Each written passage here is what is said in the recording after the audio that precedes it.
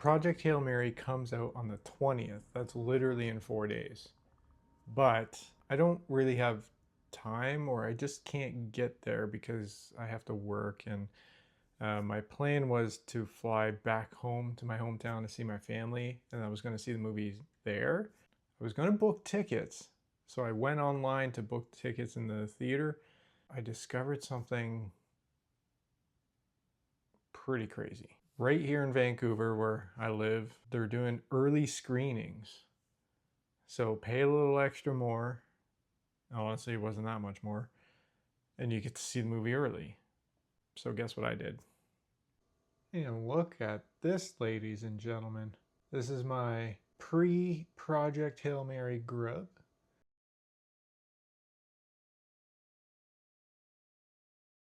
I am getting ready to go to see Project Hail Mary. I'm insanely excited. So much so I'm going like an hour early. One, I've never been to this theater before, so I don't know the parking situation, which in Vancouver is probably going to be crazy. So find parking, probably have to walk a little bit, and then get there early enough so I literally miss zero. The pre-selected seats, all the good stuff, so I don't have to worry about that. Let's go.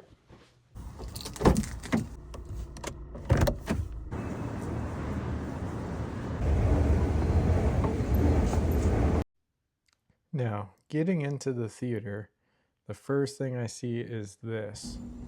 Is anybody a fan of these posters? I'm actually not a fan of the poster. Coming into the theater here, one thing I was looking forward to in the pre-show is the questions like this. Does anybody get these things right? I might have gotten one right. Definitely not this one. No clue what this is. Let me know in the comments down below if you're getting any. Okay, this one, I know. Who doesn't know Scary Movie, right? This, there's no way. I know 4 actors. You know, of course, Ryan Gosling, one of them. No clue. And even after it reveals, again, let me know in the comments if you get this actor right. But I didn't.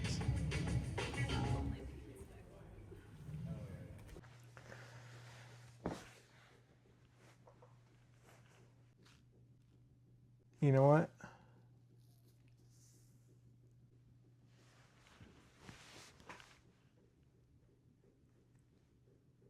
That was a damn good movie. This was a damn good movie. They left some stuff out. Oh, how do I do this without spoilers? There's a scene in the book. They actually made it pretty comical in the movie, but it wasn't the same as the book. But I respect what they did, and I'm not mad. It's just like the scene in the book could never be part of a movie, so it's obvious that it was left out. This is so cool. I mean, that's my thoughts.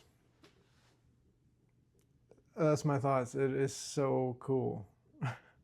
The visuals, the sound, the jump scares. Oh my god, there was 3 jump scares. Oh.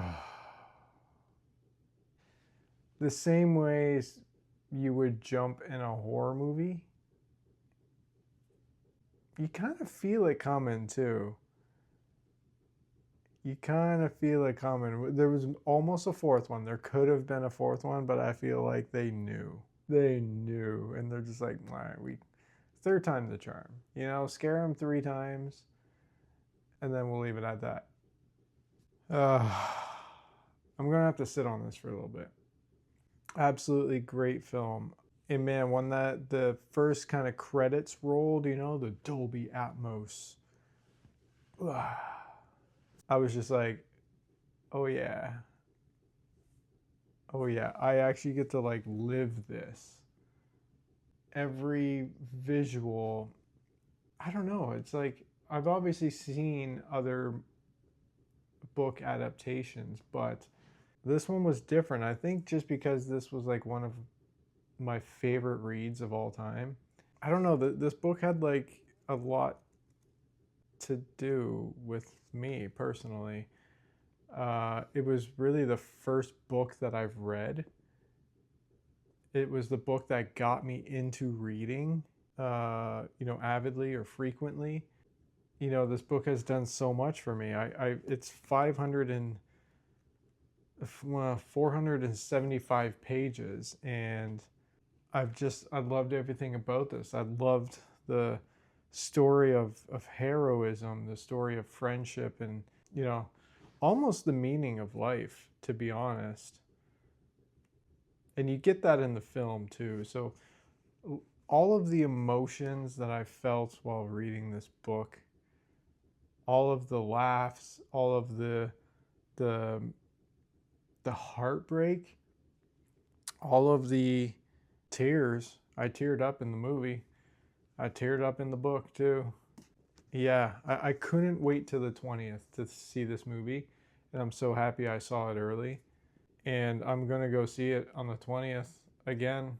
I got plans to go see it again. So yeah, wow. I mean, I just got back. It's 10:30 at night.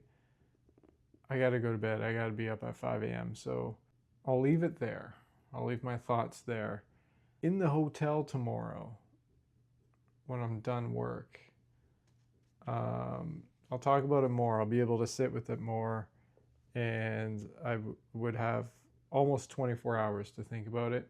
So I'll update you tomorrow with like my final clear-headed thoughts. But for now, it matched the book 9 for 10. Let's say that 9 for 10. And I say that because some things were very skimmed over. But looking back at it, it kind of has to be. You don't want to sit here and bore people that are here just to see a movie. The movie's already almost 3 hours long. Like, it was like 2 hours and 37 minutes, I believe. I love how they took parts that are like, okay, this is going to take a while to explain. So let's just say we did it and then show it complete. Or say we have to do it. Like, here's the problem. Blah, blah, blah, blah, blah. We got a solution. And the next scene, it kind of shows the finished product. And I was totally cool with that, except for one part, and it's kind of a spoiler, so I won't say it. But it was near the end of the movie.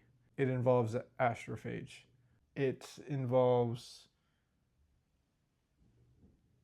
propulsion. I'll stop talking. I'll see you tomorrow, though. Welcome back. I'm at home, so I lied to you. I did not film at the hotel because things went so terribly wrong with all my flights. Anybody watching this for the first time, I'm an airline pilot, and that's what I was going to do. I had a layover. I was going to film at the hotel. I had dinner and went straight to bed. So here I am, actually the next day. It's now the 18th. I think what I'll do, maybe next week, is really explain the movie compared to the book, because I feel that if you haven't read the book, there's going to be a lot of confusing parts. And I know that because even when I was walking out, it's just a horde of people walking out of that theater. I hear chatter behind me of people saying, "Oh, I didn't understand this," and his buddy who read the book was giving a villager's explanation of whatever it was. Like I mentioned before, there was things in the book that were very well explained, and I know what happened through and through, right? What the problem was, why it happened, how they solved it. Done. In the book, like I mentioned, it's kind of just like, we have a problem, here it is, it's done, move on. And sometimes it wasn't even like explained. It just showed that like, oh, we have a problem, and then the whole story just moved on.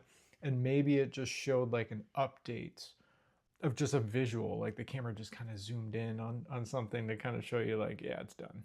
you know so I really want to go through and explain for those who haven't read the book. If you want to read the book, awesome. I highly recommend you go read the book. If this maybe didn't make you want to read the book and you're still trying to just understand, it's maybe like one of those Inception things, like, oh, did the little spinny thing stop spinning or did it keep going? A lot of people need an explanation on that, right? So I would love to explain it. From the beginning, I was so excited just to see Grace, the character, wake up. I was happy to see how he kind of dealt with amnesia, although it was, again, kind of very brief and it was skimmed through. The whole scene with meeting Rocky. So I met an alien. He's kind of growing on me. At least he's not growing in me, you know, which was a concern. Was pretty accurate and pretty good. I was super happy about it. Now, I don't remember in the book, and I'd have to go back and look at it, and I'll do that in the next video, but when Rocky entered his ship, Grace's ship or Ryan's ship, the Hail Mary, I don't think he entered the ship that way. And of course, I think they were just adding more entertainment value of how Rocky came onto the ship. It was comical. It was hilarious. And to be honest, I picture Rocky as like a dog. Like this was Ryan's pet. Even though it's like another intelligent being, it acted like a pet. Kind of reminded me of the dog from Up, just especially when they gave him a voice, right? It shows Ryland coming up with a voice, and he's using AI voices, like you would on your Mac. You can or your phone with like the S word with iPhones. You can change the voice: male, female, British, American, Australian, whatever, right? So he's going through all those voices and like what suits Rocky better. So after they got the voice for Rocky, it was hilarious. It totally reminded me of the dog from Up. Just had that kind of energy, comical. It was great. The book, it seemed a little more serious, obviously, in the book, where Rocky in the movie was more of a comedic sidekick as opposed to another main character, if that makes sense. I didn't hate it. I actually didn't hate anything in this movie. The visuals were great. Seeing the other planets, the visuals of that, what that planet perhaps might look like. Who knows if that was true or false or just something they, totally made up. Which I wonder if there's pictures out there of Tau Ceti. I wonder if there's pictures out there of Tau Ceti. God, it was just so cool how the spaceship worked. And also knowing a little bit of the background. I've seen videos on YouTube of, people talking about how they filmed Project Hail Mary, and like there's no green screen, there's no CGI, like the ship is real. Like they built that ship and filmed Ryan like inside the ship. And even inside the ship, cockpit area, flight deck area, where he's kind of piloting the ship, like that's all real. They actually put like avionics from like 747s and like other airplanes and other spaceships even. They were actually working screens, which was insane. And the one thing I was worried about was Rocky. Rocky has to be done right. I was a little bit worried at first that he's a puppet. They had a puppeteer, probably with all his hands and fingers and making him dance, and that's how he got him to move, probably with sticks and stuff. You would actually think that Rocky is CGI, but he's actually just a puppet. Like, he's probably made of plastic or something, right? It's pretty incredible.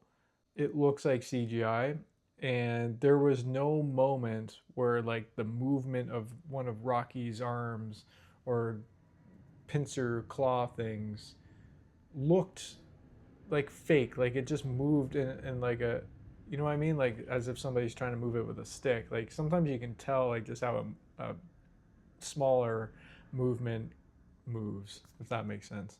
Probably doesn't, but it all looked so real, or at least CGI. Like it did not look like a puppet.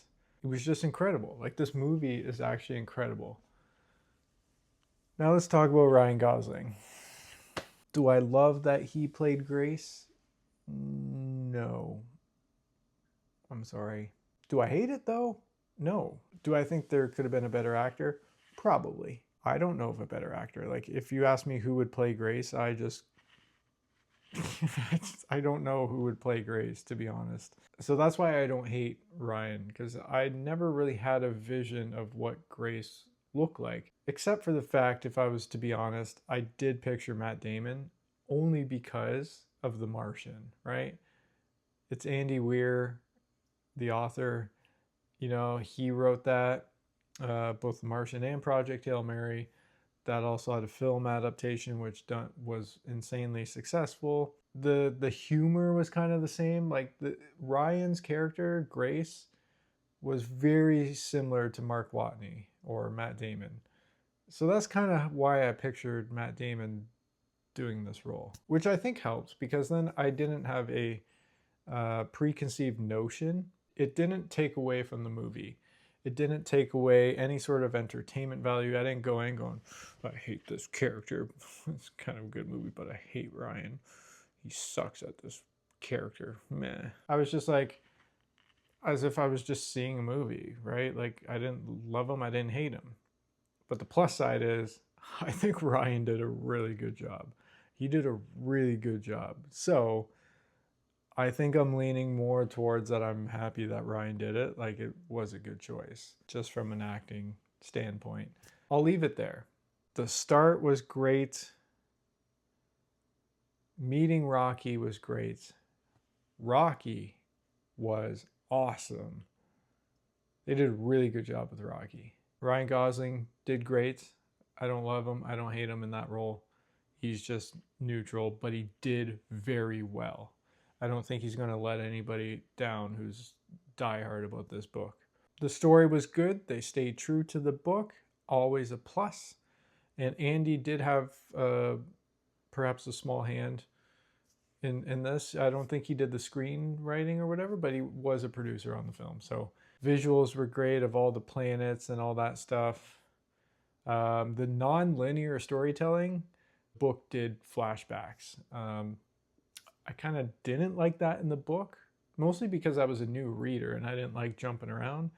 I've read books like that now and it's totally fine, so I'm not going to pick on that. In the movie, it's totally necessary to have those flashbacks. And when it gets to a point that needs to be explained, they do a flashback of why it's like that or why it's happening. So, hey, this is a 10 out of 10 for me. The Martian was 10 out of 10. I don't know. Andy Weir is killing it. Can we say that too? Andy Weir is killing it. He's putting out great novels. Even Artemis. You know, Artemis did not get a film adaptation, but it was still a great novel. I loved it. Every one of Andy's film adaptations do insanely well for all the right reasons. So, as a diehard Project Hail Mary fan, stamp of approval. I also, two things though. I'll put screenshots here. I found this. How cool is this? They have a Lego Project Hail Mary, as well as I saw Rocky. You can get like a shoulder puppet of Rocky. Shut up and take my money.